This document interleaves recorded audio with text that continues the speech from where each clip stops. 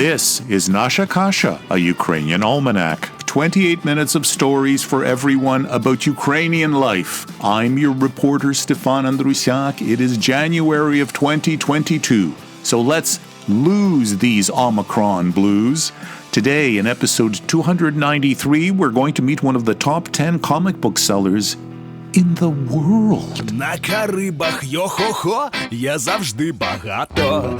Той, хто вивчиться його, з ромом не мішати. Той піастри збереже, залікує рани. Досягти всього зможе і капітаном стане. Стримути не буде знати, завжди гарний настрій мати.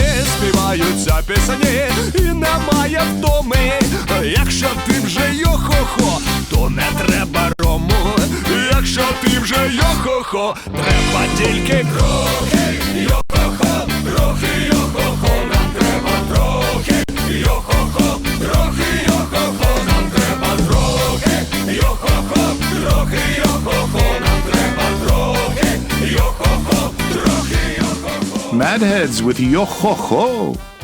This Christmas, my grandson Jacob, daughter-in-law Megan, and son Paul bought me a toque and a coffee mug and a book about how to put together a radio program.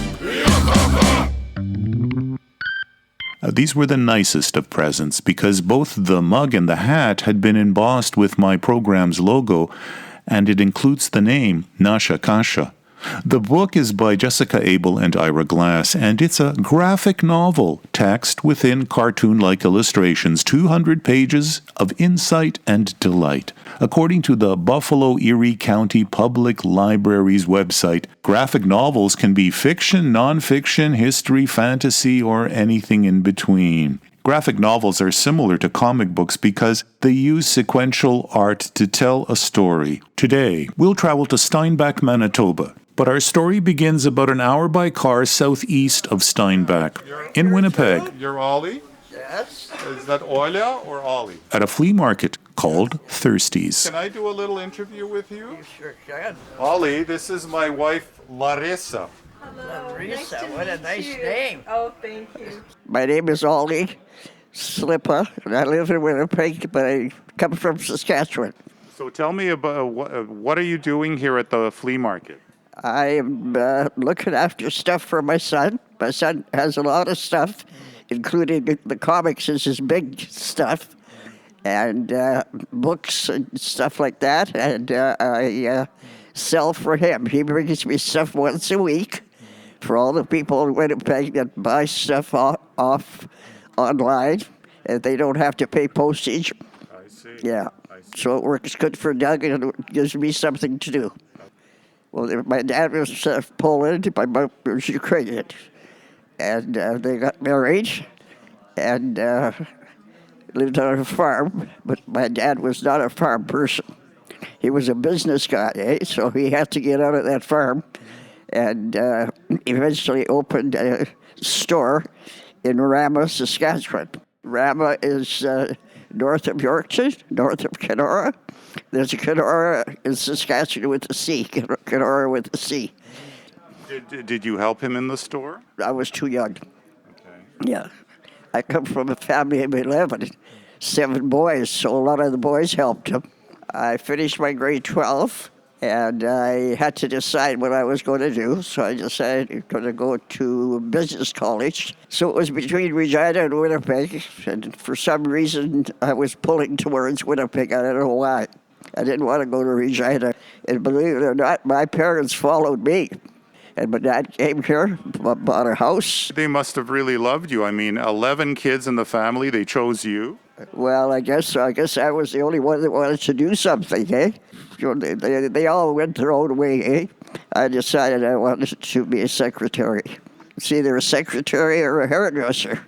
So I chose secretary, and I did a 12-month course in 9 months.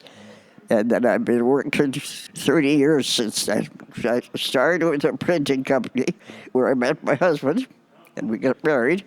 And then I went to a plumbing company. We're doing so good, eh? So I went to another plumbing company.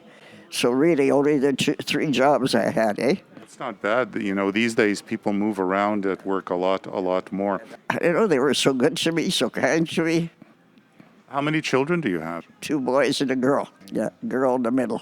How did comics come into your son Doug's life and into yours? Doug was going to school, and he really had no interest in sports or anything, eh? So all he wanted to do is stay home and read comics. He didn't want to play ball or anything like that, eh? So we left him alone, and as he got older, he was really into the comics. So then we took him to 2 comic stores in Winnipeg every Saturday.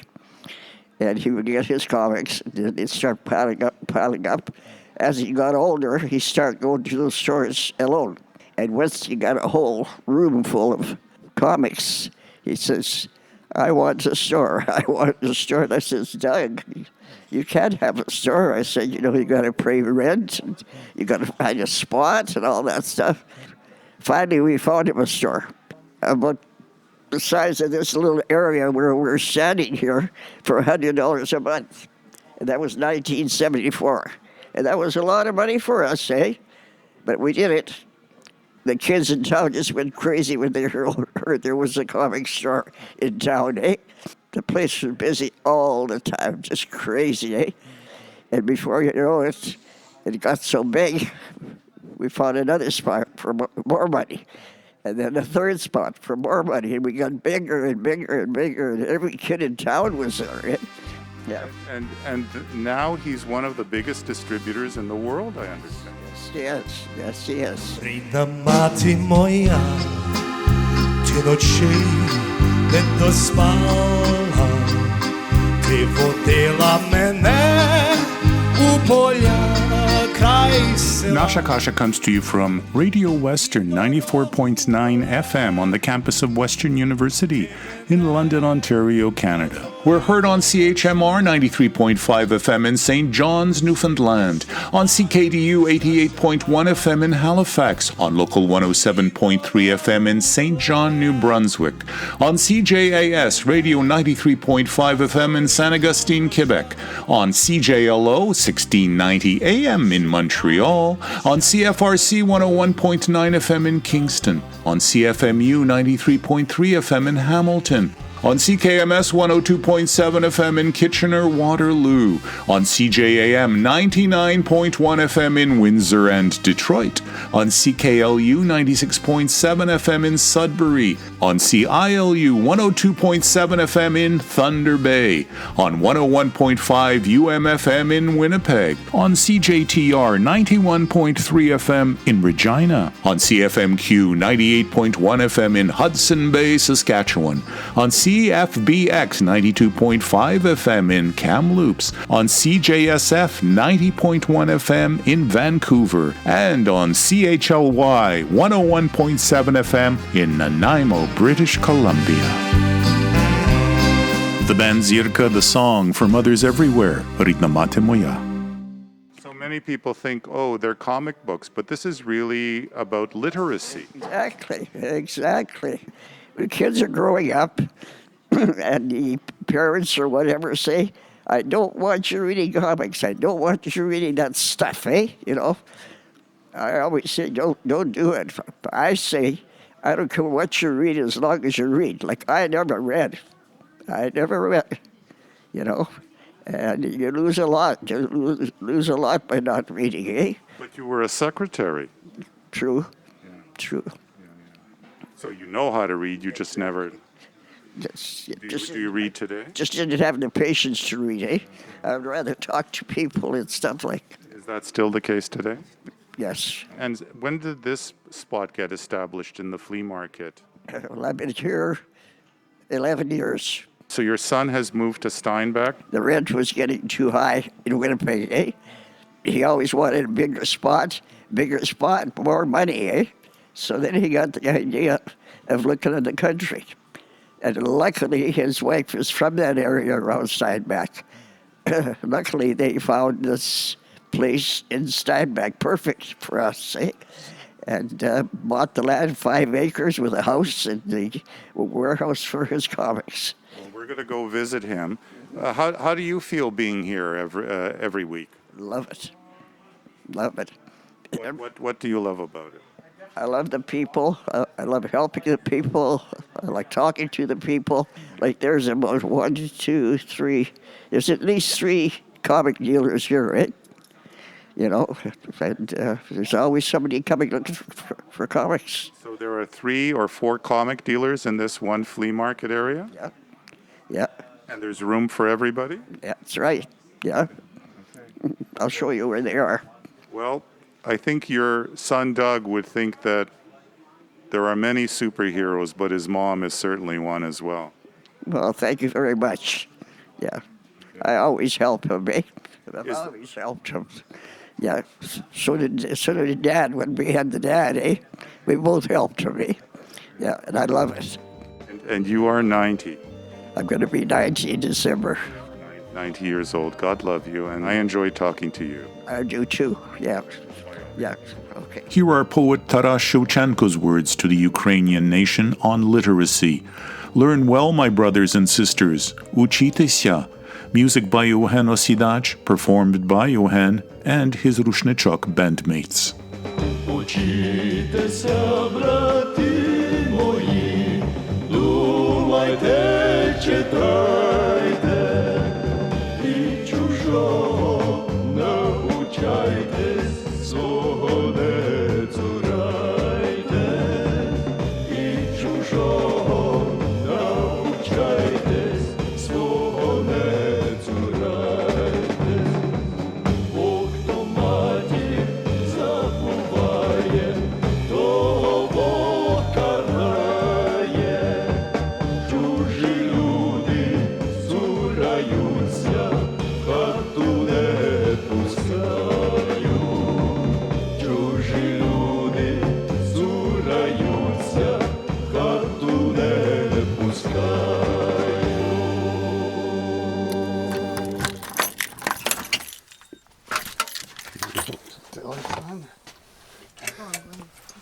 Crowded. 2 floors. Yeah, see, very crowded, eh? You So that's lead why the we're way. trying to. Oh my gosh. Let's go down the center is aisle. Huge. Oh my goodness. It's like I have to walk sideways here.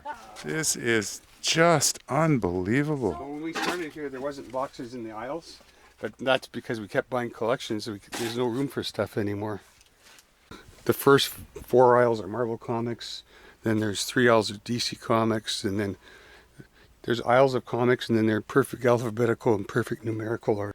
So there's about 1.2 million comics. I've got it down from 2 million. And then we have about 100,000 records, about 500,000 books, maybe 20,000 posters. I'm thinking records is the next thing to buy. It's just this, you know what? You got to see it to believe it, I think, right? The occult. Just phenomenal. Hi, I'm Doug Supila, currently living in Steinbach, and I've been in the comic business for over 50 years. And I'm his wife, Kathy Slippa. I was a nurse for 30 years, but now I'm his partner in crime. I grew up in New Bothwell, which is about 20 minutes from here. And my father had the garage in New Bothwell, so I'm used to always having businesses around us. Both sets of great-grandparents came from Russia. And then my grandparents, they came and they moved to Manitoba. My mom's side is a huge family. There's, I think, 13 in that family. And my father's side is about 4. But they were all raised in Altona, Winkler area. Well, yeah, my parents both have Ukrainian roots, but there's also Polish, a little bit of Austrian. I think my great-grandfather came over just before World War I or around that time. My grandfather ended up working for the railroad for most of his life. And then my father, he worked as a printer, and he also has worked in a hospital for a few years. My mother was a secretary, and then she actually worked for me for a number of years. She still does a flea market today. Did you read many comics when you were growing up? Oh, no, our family was very religious. My mother would never have allowed comics in the house. Mom, I'd like you to meet Doug. She only met him once, and she says, oh, what kind of hoodlum is this? Okay, can you explain? She only met him once? Well, my mom passed about 30 years ago, maybe about 3 months before me and Doug got together. She was only alive for 3 months. My mom expected me to marry a very German, religious person. And so she was blown away when I says, no, this is the man of my life. Like, I love this man. Because she never got to really meet Douglas. So, yeah. Actually, we both grew up shy, but because of my business, I learned to communicate with people a lot better. So I just basically started talking to all the members of the family, and we got around very well. And I guess 33 years later, we still get along very well. Basically in elementary school, I was a very small kid, so everybody picked on me, which is a common theme for people who grew up liking comics. They kind of grew up as geeks, I guess they call it. So now we're proud geeks. And I guess around 1964 or so is when my first time my father started taking me to used bookstores. And I would buy things used because I could get two for the price of one. So instead of paying 12 cents for a comic, I'd get it for like 5 or 6 cents. I would take any odd job I can get as a kid, mowing the lawn, snow shoveling, doing flyers and newspapers and anything I could think of. And I would spend all the money basically buying old comics. Kids are shy. Most kids who love comic books are shy. What do they find in comic books that helps them? You're going into a universe of stories that most people can't comprehend, and they didn't really comprehend it till the movies came out. They didn't realize what a rich universe the different comic companies had created. They just thought it was children's stuff, and so did the mothers, so they all threw out the comic collections over the years, and that's why they're valuable now. Did you always know you wanted to be a nurse? Oh, yes. I'm Pisces, and Pisces people are very caring people. And I just draw to people to want to look after them. That's why I'm drawn to Doug, to look after him. What kind of nursing did you practice? Always geriatrics. Your parents gave you this upbringing at the core of being a good person. What did you see in him? Well, when I saw him, I was totally attracted to him because he was walking down the street, and I'm like, oh, that's the man I'm going to marry the first minute I just laid eyes on him.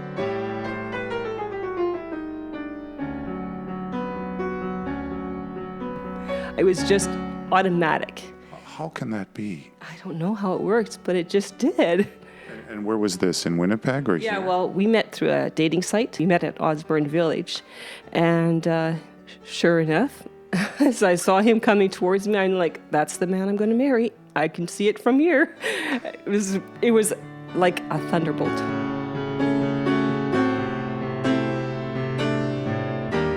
The date was supposed to be coffee for about half an hour to an hour, but the date ended up lasting from like 2 in the afternoon to about 2 the next morning.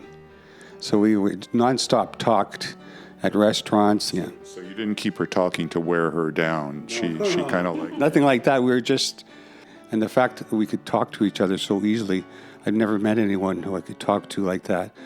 And 33 years later, we're still best friends. Tell me about the comic business from the partner's point of view. I organize him. I keep him on schedule. That's my job. I really could care less about comics, to tell you the truth. I'd rather eat some books or that kind of thing. But I love to keep him organized. I've never read a comic book, to tell you the truth. I imagine you've got one of the most remarkable inventory systems. We have a lot of comics. The thing is, I was a distributor in the 80s, which is a different thing from a retailer. I specialized in back issue comics for I guess 22 years. I sold retail comics, including new comics in Winnipeg. But I've been doing back issue comics since I was a little kid. Okay, what's a back issue comic? An out-of-print older comic. See, comics were always considered disposable even into the early 80s. So even going back to the 60s, probably about 75% or more of all comics that were printed were thrown out or destroyed, which is why they're quite valuable today. So like Action #1 might have had a print run of, say, I don't know, maybe 250,000, and there might only be, say, 200 copies still existing. So the comic collecting really started, I guess, late 50s, early 60s, when they would have phenomenal prices like $1 or $2. That's kind of how it started. And by the late 60s, comics were going for over $100. And by the late 70s, comics were going for over $1,000. And today, the top ones are going for over $1 million. What would be $1 million comic? Can you give me an example? Like the first appearance of Superman in Action 1, first appearance of Batman in Detective 27, and currently the new record is Amazing Fantasy 15 in a CGC graded 9.6, sold for 3.6 million US. If he gave you that comic book, would you read it? No, I would never read that. Not expensive comic like that. I first of all would not be interested in it, but also just to maintain the value. With my wife, I've learned to not work every day of the year, every day of the week. We started going on vacations with our children, and we really enjoyed that. And just before all this COVID stuff started, we vowed to go on a vacation every summer. So like 12 hours a day was not uncommon in an extremely busy year. It's the mail order that can get extremely busy at time. If you put out a really successful ad, for example, I was one of the first people to put an ad with back issues right in the comic book. I think I paid $5,000 for a quarter-page ad in Marvel Comics back in around '82. And I think I sold about 50,000 comics in a period of about 2 months. So we had a lot of staff then, so it helped, but it was craziness for a while. I was starting to have too many comics. It was costing too much to store them. I think it was back in '81 that I had gone past having 1 million comics in stock. And then about 2 years later, because of wholesaling, I think I hit 1.5 million comics. And the expense of storing it all was getting quite high. So I started dumping inventory. So I would take a whole run, like say the Marvel Tarzan, and sell them all for $1 each. Yeah, probably the average order had about 20 comics. So you still had to make money. Oh, yeah. Well, the comics in those days were only about 40 cents. But these were back issues that were out of print, so you could get $1 for them. There was times, though, I think at one time I hit 2 million comics. Then I was selling them for below cost. So I sold, I think, 200,000 comics to a distributor in Quebec. What he did is he put them in bags and put them in Zeller's stores at a discount below cover price. And that's how he got rid of them. At the time, I had too many Captain Canuck comics, which is a very popular comic today. So I think I dumped 20,000 copies of that. And another comic I had was, I think, Arctic Comics. I got rid of about 10,000 copies of that. That's like working the stock market. Yeah. Actually, the comic books are like the stock market, exactly. It's a lot of it is pretty similar to gambling. So you're betting on the next movie coming, the next anything collectible is like that. And the professionally graded stuff is where the real money in the hobby is. So you're looking for the highest graded copies of the most desirable comics. Not necessarily rare, but just high grade. So it's not uncommon for a $3 comic to sell for $200 if you get it professionally graded and you get a 9.8 grade. There are 9.9 and 10 graded copies, but those are so rare. They go for 100 to 1,000 times the price. Can you, the seller, grade those copies, or does some impartial person? Because you can say, well, this is a 9.8. See, back in the day, that was the problem with comics that stopped it from becoming something that was the professionals would buy. Is there was no professional grading service until around the year around 2000 or so. CGC was the first company to come along and impartially grade them. And professionally grade them, and they put them in a plastic holder which you can't open, so you can't change the grade on it, and they grade it out of 10. So when that started, people went crazy because a lot of dealers were, let's say, not too honest, and they would overgrade their comics. Sometimes they just didn't know better, and collectors would be buying the stuff and not getting what they paid for. Currently, you have to send them to Florida to get them professionally graded, and it costs anywhere, well, for us, because we're in Canada with more expensive shipping, it's $30 and up to get a single comic graded. What was the first thing that you needed to organize him on when you guys got together? Well, it started with his house. That was a disaster. I was thinking about the comic book business. Yeah, we don't need to know about his sock drawer. Back in the day, we had lots of hard struggles, just keeping our company going and everything. So we did a lot of flea markets, and we also did a lot of Red River X shows.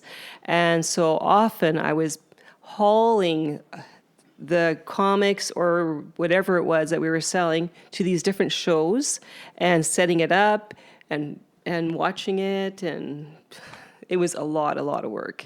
Tell me about your children. I have got a daughter, her name's Jasmine, and I've got a son named Reg. Jasmine, she presently lives in San Diego. She's working for a car dealership over there. She's a very, very good car salesperson. And my son, he has his own business. My husband gifted him 10,000 posters, and so he sells his posters on eBay. Is it good to be back in this part of the province? Yes. We initially, when our children were babies, we were living in Winnipeg. And I wanted them to have a more wholesome kind of upbringing and schooling. That's why we came to Steinbach. So, raising children, worked as a nurse in geriatric services, organized you. You're a lucky guy. Oh, I sure am. Yeah, Kathy's my entire life. See, you had good instincts walking down that street. Okay. Is he any better with his sock drawer? The problem was he had a Clockwork Orange poster in the living room, which was, no, we don't have that in a living room. Marvelous story. Marvelous story. For the kid that wanted to do nothing but read comics, as your mother said. I always tell all my kids to do what's your passion and enjoy what you do, because if you're working, that's like a third of your life. What could be better than doing what I've liked ever since I was a kid, eh? We recorded this interview last fall. Doug's mother, Ollie, turned 90 December 5th. He says she's still selling comics at Thirsty's Flea Market in Winnipeg. The music selection you're hearing is called For Just a Penny. It's performed and was composed by Evan Wish.